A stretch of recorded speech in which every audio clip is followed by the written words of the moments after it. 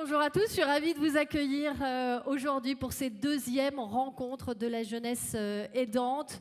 14% des lycéens sont jeunes aidants, ça fait 3 à 4 lycéens par classe. C'est un chiffre qui nous a été donné par une étude à Docker en 2021. La Pause Brindille, l'association La Pause Brindille vous invite donc aujourd'hui à cette journée de réflexion, à participer, à contribuer aussi aux échanges pour cette deuxième édition des rencontres. Merci Monsieur le maire de Villeurbanne d'être avec nous aujourd'hui. Venez me rejoindre s'il vous plaît. Cédric Van Stevendel. Axel, viens. Je voudrais que tu sois accompagné de Sophie Belvisi et Sébastien Corabeuf. Merci pour ces mots et cette lecture. On vous en proposera d'autres, des lectures tout au long de cet après-midi. Je voudrais demander à Pierre Gros, qui est délégué pour la Massif en Auvergne-Rhône-Alpes, de me rejoindre. La Massif, sans qui cet événement n'aurait pas pu avoir lieu. Merci beaucoup. Je vous laisse vous installer au micro, Pierre. La Massif, un partenaire fidèle de l'association. Vous étiez déjà là lors des premières rencontres de la jeunesse aidante il y a 2 ans. On va vous afficher le programme de la journée. On va rentrer dans le vif du sujet. Je voulais vous signaler la présence de Lou. Le trait de Lou tout à l'heure, Axel vous en a parlé. C'est une facilitatrice graphique. Lou, elle va pendant toute l'après-midi essayer de faciliter notre compréhension. Elle viendra à la fin de la journée nous présenter, merci beaucoup, bon après-midi à toi aussi, nous présenter son travail. On est ensemble donc jusqu'à ce soir, beaucoup de témoignages, des lectures qui seront faites tout au long de l'après-midi. On va vous afficher le programme rapidement.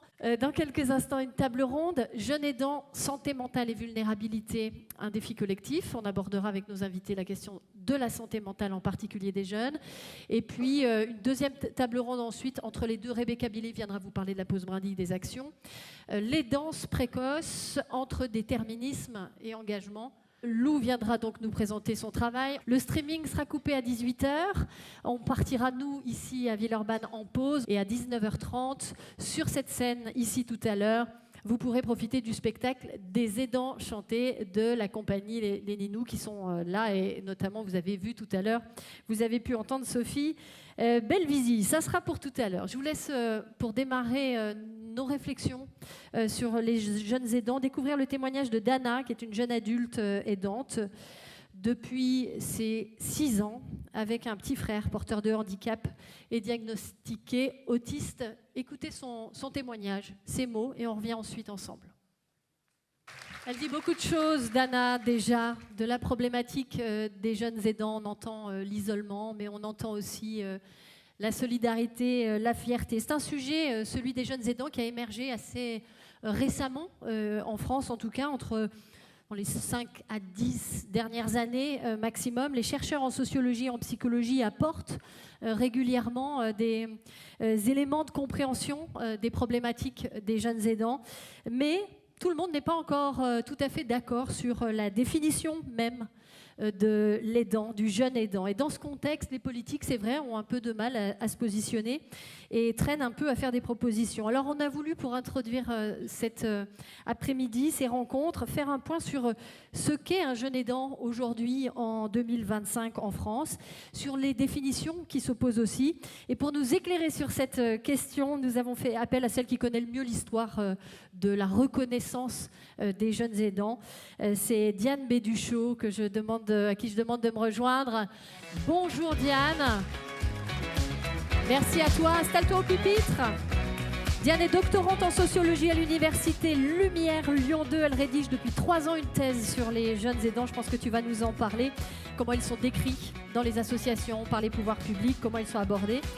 On t'a posé la question, comment définit-on le jeune aidant aujourd'hui? Je te laisse la parole. Julie, tu veux nous parler un peu de ton histoire? Quelle grande sœur étais-tu, Julie, s'il te plaît? Beaucoup se désespèrent que leurs proches ne trouvent pas de solution satisfaisante de soins et de prise en charge, notamment.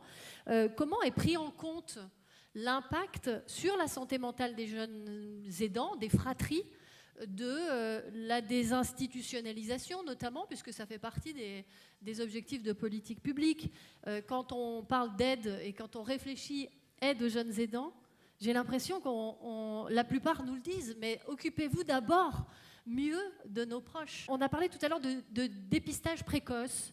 L'idée d'effectuer un dépistage précoce des enfants de personnes atteintes de maladies psy inquiète beaucoup les professionnels qui voient un risque d'aggravation de l'anxiété des jeunes aidants. Qu'est-ce que vous en pensez? Qu'est-ce que vous leur répondez? Qu'est-ce qu'il faut faire? Merci à tous et bonne soirée.